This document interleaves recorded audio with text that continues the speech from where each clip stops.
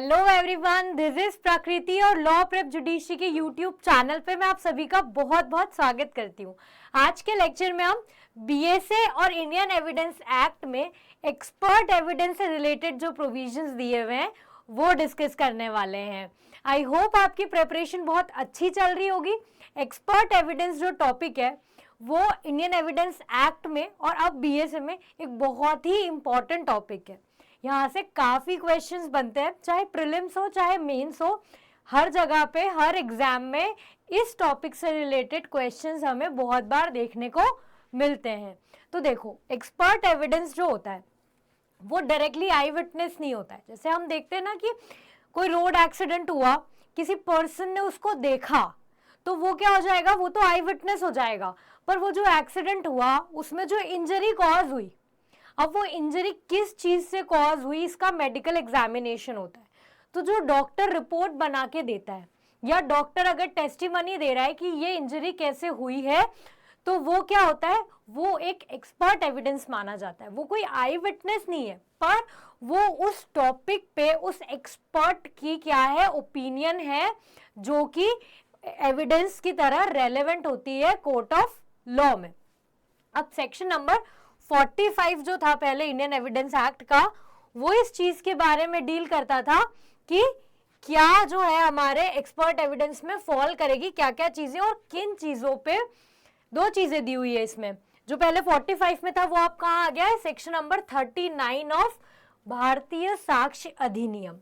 क्या कहता है ये सेक्शन कि 5 चीजें ऐसी है जिनमें अगर कोर्ट को जरूरत है ओपिनियन की, वो ऐसे टॉपिक्स जिसमें कोर्ट को अगर जरूरत लगती है कि मुझे किसी एक्सपर्ट की लेने की जरूरत है एविडेंसेस, तो कोर्ट ले सकता है इन पर्टिकुलर टॉपिक्स पे। क्योंकि कोर्ट जो है जरूरी नहीं उसको हर टॉपिक का नॉलेज हो ही। जैसे मैंने अभी एग्जांपल दिया कि रोड एक्सीडेंट हुआ, उसमें इंजरी हो गई, तो इंजरी किस नेचर की है, किस चीज की वजह से वो इंजरी हुई है, ये सारा कौन बताएगा, इस फील्ड का एक्सपर्ट कौन है, डॉक्टर है। तो डॉक्टर बताएंगे इस चीज को। वैसे इन चीजों में जो स्पेशल नॉलेज वाले पर्संस होते हैं वो होते हैं एक्सपर्ट। तो उनका एविडेंस कब रेलेवेंट होता है ये दिया हुआ है सेक्शन नंबर 39 में। क्या कहता है ये, when the court has to form an opinion upon a, कौन कौन सी चीजों पे कोर्ट एक्सपर्ट एविडेंस ले सकता है। तो देखो, वो है फॉरेन लॉ। अगर कोई फॉरेन लॉ से रिलेटेड टॉपिक है तो कोर्ट को उसमें जो भी एक्सपर्ट होगा उन लॉज में उससे हेल्प लेनी होगी। नेक्स्ट, अगर कोई साइंस से रिलेटेड क्वेश्चन है, जैसे अभी हमने देखा कि एक्सीडेंट वाली चीज थी, तो साइंटिफिक जो एक्सपर्ट्स होते हैं उनके जो विटनेसेस जो होंगे या उनके जो एविडेंसेस होंगे वो क्या होगा, वो रेलेवेंट हो जाएगा। या कोई आर्ट से रिलेटेड टॉपिक है, अब आर्ट से रिलेटेड टॉपिक आर्टिस्ट को ज्यादा पता होगा या कोर्ट को ज्यादा पता होगा, आर्टिस्ट को पता होगा, तो कोर्ट क्या कर सकता है, कोर्ट उस आर्टिस्ट से हेल्प ले सकता है। तो आर्ट से रिलेटेड कोई है या कोई और अदर फील्ड है जो जिसमें जरूरत है किसी एक्सपर्ट की, वहां पे या फिंगरप्रिंट है तो फिंगरप्रिंट एक्सपर्ट या फिर हैंड राइटिंग एक्सपर्ट जो है उसकी हेल्प कोर्ट ले सकता है। अभी हम पढ़ेंगे आगे सेक्शंस में कि हैंड राइटिंग का एक्सपर्ट कौन होता है। तो इन चीजों में, इन 5 टॉपिक्स में कोर्ट जो है वो एक्सपर्ट की हेल्प ले सकता है। एक्सपर्ट कौन होगा, एक्सपर्ट वो पर्सन होगा जिसके पास इन फील्ड से रिलेटेड स्पेशल नॉलेज है। स्पेशल नॉलेज कैसे हो सकता है, जैसे उसके पास उस फील्ड की डिग्री है, या फिर उसके पास क्या है, उसके पास इतना एक्सपीरियंस है उस फील्ड में, या फिर वो क्या करता है, वो कोई ऐसी पोस्ट होल्ड करता है जिसमें उसको रेगुलर बेसिस पे वो काम करना पड़ रहा है उस टॉपिक से रिलेटेड। फॉर एग्जाम्पल, अगर कोई गोल्ड से रिलेटेड केस आता है कि क्या ये गोल्ड जो है वो असली है या नकली है, अगर कोर्ट के सामने कोई फेक गोल्ड का केस आता है तो उस केस में किसको एक्सपर्ट मानेंगे। अब कोर्ट को क्या पता होगा, क्या कोर्ट के लिए इजी नहीं है कि हर चीज के ऊपर जज को ही सब कुछ पता हो। तो कोर्ट क्या करेगा, कोर्ट एक अगर कोई पुराना एक्सपीरियंस्ड गोल्ड स्मिथ है उसको बुलाएगा और उससे पूछेगा कि आप बताओ ये जो सोना है क्या ये असली है या नहीं है। तो क्या गोल्ड स्मिथ के पास कोई डिग्री थी क्या? नहीं। उसको कैसे एक्सपर्ट माना? क्योंकि उसके पास 10-20 साल का एक्सपीरियंस है, इसलिए वो क्या कहलाएगा, एक्सपर्ट कहलाएगा।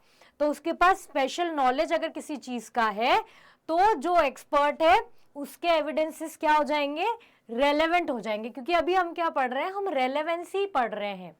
तो एक्सपर्ट का ओपिनियन रेलेवेंट होता है कब होता है, जब इन 5 चीजों से रिलेटेड कोर्ट के सामने क्वेश्चन आ रहा है या कोई और ऐसी फील्ड है जिसमें कोर्ट को लगता है कि एक्सपर्ट के ओपिनियन को कंसिडर करने की नेसेसिटी है, तो कोर्ट ले सकता है। पर वो कब होगा, जब कौन एक्सपर्ट कहलाएगा, जब उसके पास स्पेशल नॉलेज है, स्पेशली स्किल्ड है वो इन फील्ड्स में, तब कहलाएगा। नाउ इलस्ट्रेशंस देखते हैं हम। आप जब भी आईपीसी या बीएनएस, एविडेंस, बीएसए, कॉन्ट्रैक्ट ये सब्जेक्ट्स पढ़ो तो आपको एविडेंसेस इन सब में इलस्ट्रेशंस बहुत अच्छे से पढ़ना है, क्योंकि इनके इलस्ट्रेशन से बहुत क्वेश्चन बनते हैं, चाहे प्रीलिम्स में हो चाहे मेंस में हो। ये जो हमको लगता है ना कि स्टूडेंट्स के मन में फियर होता है कि एप्लीकेशन बेस्ड क्वेश्चन आ गया तो हम कैसे सॉल्व करेंगे, मोस्टली एग्जाम्स में जो एप्लीकेशन बेस्ड क्वेश्चंस होते हैं वो ये इलस्ट्रेशन से ही कहीं ना कहीं लिए हुए होते हैं। कोई इलस्ट्रेशन या तो डायरेक्ट उठाया होगा या किसी इलस्ट्रेशन में थोड़ा बहुत चेंज करके इलस्ट्रेशन ही पूछा जाता है मोस्टली। देखो, the question is whether the death of A was caused by poison. Court के सामने क्वेश्चन क्या है कि ए की जो डेथ हुई है क्या वो पॉइजन कंज्यूम करने से हुई है क्या। तो क्या होगा इस केस में, जब पोस्टमार्टम होगा तब डॉक्टर बता देगा ये चीज कि उसकी डेथ कैसे कॉज हुई है। तो डॉक्टर का जो एविडेंस है, जो डॉक्टर की रिपोर्ट है, जिससे पता लगेगा पोस्टमार्टम रिपोर्ट से कि इसकी डेथ का कॉज क्या है, वो क्या है, वो एक एक्सपर्ट एविडेंस है। और जब कोर्ट के सामने ट्रायल चल रहा होगा कि इसकी डेथ कैसे कॉज हुई है, तो वो जो एविडेंस है पोस्टमार्टम वाला जो कॉज बता रहा था वो क्या हो जाएगा, वो रेलेवेंट हो जाएगा। अब एक्सपर्ट एविडेंस की क्या एविडेंशियरी वैल्यू होती है, ये भी एक बहुत इंपॉर्टेंट क्वेश्चन है।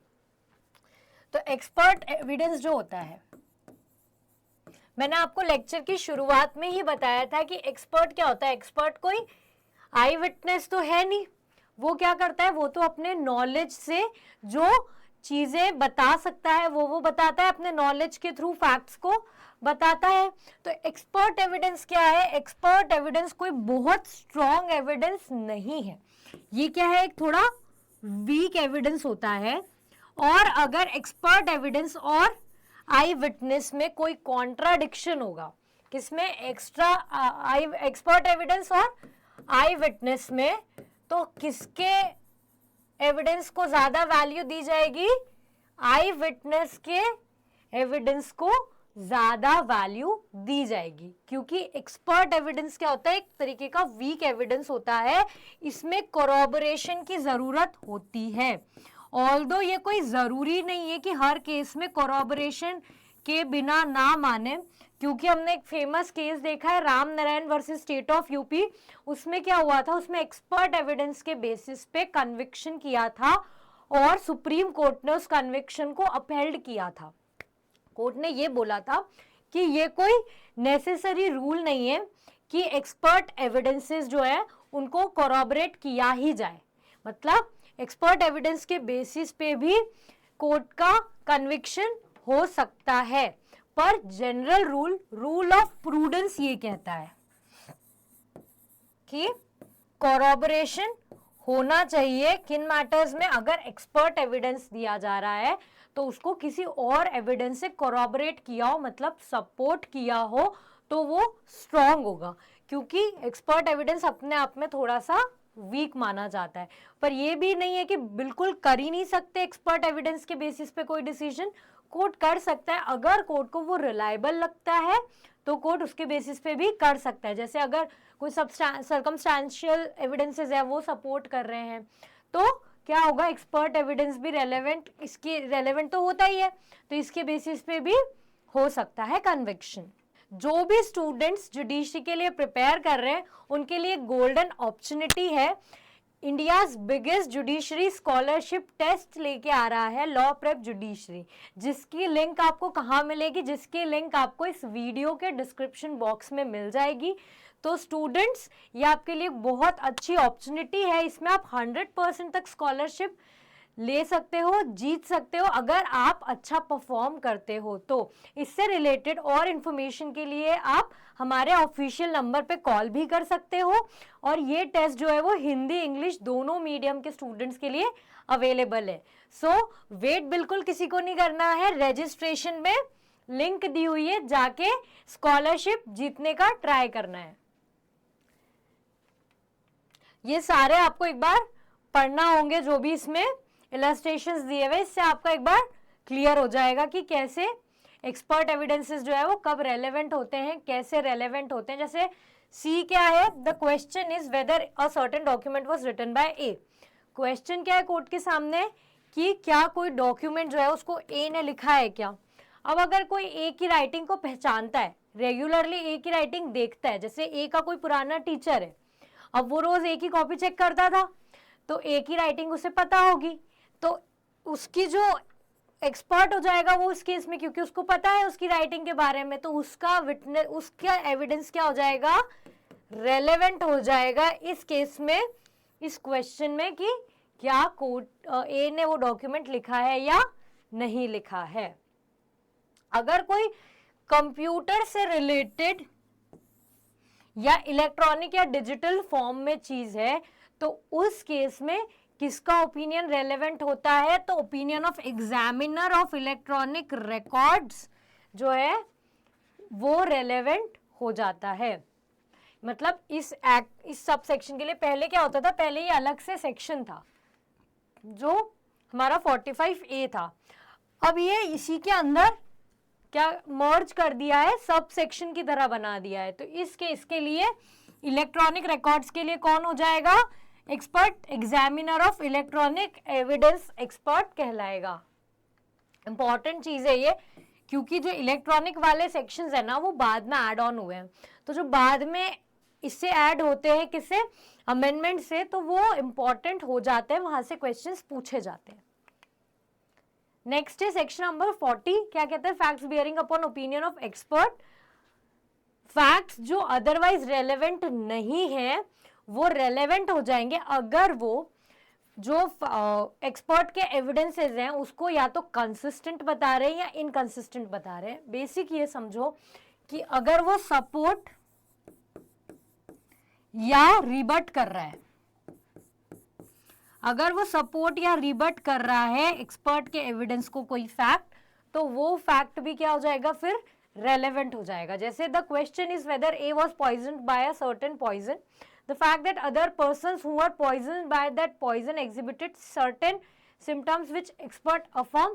तो वो जो फैक्ट है कि दूसरे लोग भी उस पॉइजन से अफेक्ट होके डेथ कॉज हो गई थी, वो क्या है, वो सपोर्ट कर रहा है कि ए की डेथ भी पॉइजन से ही हुई होगी, जो रिपोर्ट में बताया है उस अकॉर्डिंग। तो ये एक्सपर्ट के एविडेंस को क्या कर रहा है, सपोर्ट कर रहा है, इसलिए ये फैक्ट क्या हो जाएगा, रेलेवेंट हो जाएगा।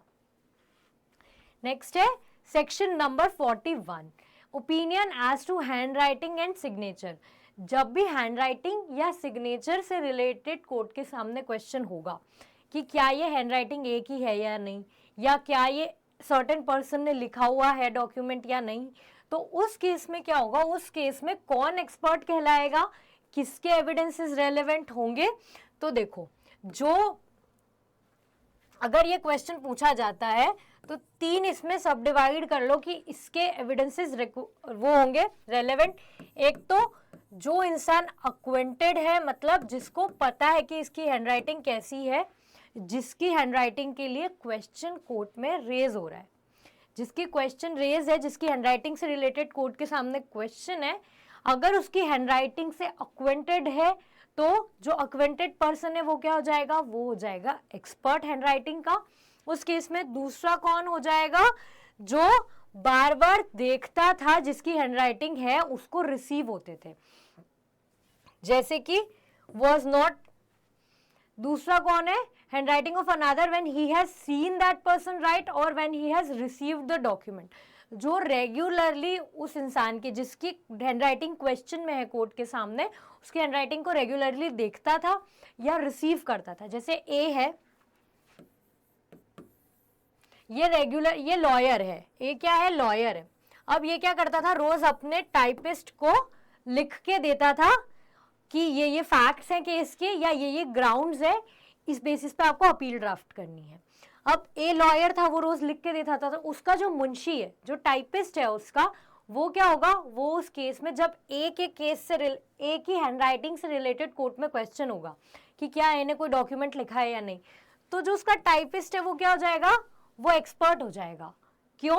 क्योंकि जो टाइपिस्ट था वो रेगुलर बेसिस पे ए के द्वारा लिखे गए डॉक्यूमेंट्स को देखता था, तो उसको पता है कि ए की राइटिंग कैसी है। या फिर कोई ऐसा इंसान जो हैबिचुअली जो पढ़ता था, मतलब जो डॉक्यूमेंट्स उसने भेजे हैं या जो लिखता है वो उसको पढ़ता था। तो 3 पर्सन हो जाएंगे जिनकी रेलेवेंट होती है हैंडराइटिंग के केस में। कौन कौन? जो अक्वेंटेड है, प्लस जो रेगुलर बेसिस पे रिसीव करता था, या जो रेगुलर बेसिस पे जिसने देखा है किसी को लिखते हुए। अगर यही वाला केस, फॉर एग्जाम्पल हम इसका इलस्ट्रेशन देखते हैं। The question is whether a given letter is in handwriting of A, a merchant in Itanagar. B एक मर्चेंट है बैंगलोर में, जो लेटर लिखता था ए को और ए उसको रिप्लाई करता था। तो वो रिप्लाई जो करता था ना ए, वो बी का क्लर्क पढ़ता था। तो बी का क्लर्क एक्सपर्ट हो जाएगा जब ए के हैंडराइटिंग का क्वेश्चन कोर्ट में आएगा तब। नाउ अगर कोई जनरल कस्टम या राइट से रिलेटेड क्वेश्चन है कोर्ट के सामने क्वेश्चन है कि क्या ये कस्टम जो है ये एग्जिस्ट करता है या नहीं करता है, या कोई और राइट है उससे रिलेटेड कोर्ट के सामने डिस्प्यूट है, तो उस डिस्प्यूट में क्या होगा, वो पर्सन्स जिनको स्पेशल नॉलेज है उस कस्टम का या उस राइट का, वो पर्सन के, वो जो उस पर्सन के ओपिनियन होंगे वो क्या होंगे, वो रेलेवेंट हो जाएंगे। तो इसमें हमारा कीवर्ड क्या है, इसमें हमारा कीवर्ड है पर्सन जिसको नॉलेज है स्पेशल, वो उसके एविडेंसेस रेलेवेंट होंगे, उसके एक्सप्लेनेशंस। इसका एक्सप्लेनेशन क्या कहता है, इसका ओपिनियन रेलेवेंट हो जाएगा जो पर्सन स्पेशल नॉलेज रखता है उस कस्टम या राइट का। द एक्सप्रेशन जनरल कस्टम और राइट इंक्लूड कस्टम और rights common to any considerable class, जो स्पेसिफिक क्लास के लोगों के लिए इंपॉर्टेंट है। अगर यूसेज टेनेंट वाले केसेस हैं तो उस केस में भी किसके ओपिनियन रेलेवेंट होंगे, जिसके पास स्पेशल नॉलेज होगा उस टॉपिक का उसके। अच्छा, एक बार क्वेश्चन एमपी में ये पूछा हुआ है, एमपी जुडिशरी में, कि एविडेंस एक्ट के कौन कौन से सेक्शंस कस्टम की बात करते हैं। तो फिर ऐसे क्वेश्चन भी बन सकते हैं जिसमें ऑप्शन में दे दिया 48, सेक्शन 13, ऐसे डिफरेंट सेक्शन 2-3 दे दिए थे। फिर आपको आइडेंटिफाई करना था कि कौन कौन सा सेक्शन बात करता है कस्टम की और कौन सा नहीं करता है। तो उसमें सेक्शन 48 था, सेक्शन 13 जैसे हमारा कस्टम की बात करता है। तो ये आपको याद रखना है, जब भी आप पढ़ोगे तो आप कनेक्ट करके पढ़ोगे। जैसे एक क्वेश्चन है कि हैंडराइटिंग कैसे प्रूव की जा सकती है, तो एक तो 45 में दिया हुआ है, 47 में दिया हुआ है, फिर 73 में दिया हुआ है, तो अलग अलग जगह पे दिए हुए हैं सेक्शंस, आपको कनेक्ट करके पढ़ना होगा। Opinion as to existence of general, ये तो हम पढ़ चुके हैं। यूसेज टेनेट वाली चीज हमने देखी।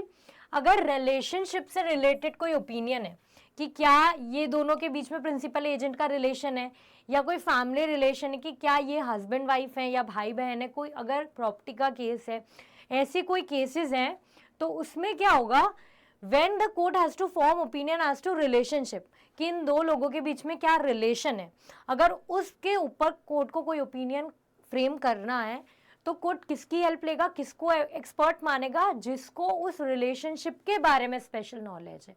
जैसे ए और बी के रिलेशनशिप के बारे में कोर्ट को ओपिनियन फ्रेम करना है, तो जो ए और बी के पड़ोसी होंगे उनको नॉलेज होगा, या ए और बी के जो दूसरे फैमिली पर्सन्स हैं उनको नॉलेज होगा, तो वो क्या हो जाएंगे, उनके ओपिनियन, जो नेबर्स हैं या जो फैमिली मेंबर्स हैं वो एक्सपर्ट एविडेंस माने जाएंगे और उनका ओपिनियन रेलेवेंट हो जाएगा कोर्ट की प्रोसीडिंग्स में, जब कोर्ट को उस रिलेशनशिप पे अपना ओपिनियन फ्रेम करना होगा तब। पर ये कब अप्लाई नहीं होता है, देखो ये एक्सेप्शन है। कब अप्लाई नहीं होता है, कब ये स्पेशल नॉलेज वाली चीज नहीं चलेगी, जब प्रोसीडिंग किससे रिलेटेड है, डिवोर्स से रिलेटेड प्रोसीडिंग चल रही है या प्रोसिक्यूशन है 82-84 का। 82-84 क्या है, अगर बाइगैमी वाले कोई केसेस है तो उस केसेस में ओपिनियन के बेसिस पे काम नहीं चलेगा, दूसरे एविडेंसेस कोर्ट के सामने प्रोड्यूस करने होंगे। लास्ट सेक्शन जो हमारा एक्सपर्ट एविडेंस से रिलेटेड है वो है सेक्शन नंबर 45। पहले ये था सेक्शन नंबर 51। देखो बीएसए और एविडेंस में अगर आप देखोगे तो कंटेंट में कोई डिफरेंस नहीं है एज सच, बस क्या हुआ है कंसोलिडेट कर दिए कुछ चीजें कंपाइल कर दी है। जैसे पहले क्या था 47A था, 45A था, अब इनको क्या कर दिया, अब इनको सेक्शन में ही सब सेक्शन मर्ज कर दिया है। तो पहले अलग से सेक्शन बना के ऐड करे थे क्योंकि अमेंडमेंट से ऐड हुए थे वो बाद में 2000 में, इसलिए वो अलग से थे। अब क्या करा है, अब सेक्शन में ही सब सेक्शन बना के इसको इंट्रोड्यूस कर दिया है। Grounds of opinion when relevant, अगर कोई एक्सपर्ट है उसका ओपिनियन रेलेवेंट है स्पेसिफिक फील्ड के केस में, तो उस केस में क्या होगा, जिस ओपिनियन उसने जो ओपिनियन दिया है वो जिस ग्राउंड पे है वो ग्राउंड भी रेलेवेंट हो जाएगा। सेक्शन नंबर 45 क्या कहता है कि जिस ग्राउंड के बेसिस पे, जिस ग्राउंड पे वो अपना ओपिनियन फ्रेम कर रहा है वो ग्राउंड भी रेलेवेंट माना जाएगा उस प्रोसीडिंग में जिसमें ओपिनियन कोर्ट को फ्रेम करना है और एक्सपर्ट की सलाह ली जा रही है। आई होप आपका एक्सपर्ट एविडेंस वाला टॉपिक अच्छे से समझ आ गया होगा। आप एक बार इसके इलस्ट्रेशंस भी अच्छे से रीड करना और रिवाइज करना, तो आपका ये टॉपिक प्रॉपर्ली कवर हो जाएगा। Thank you so much.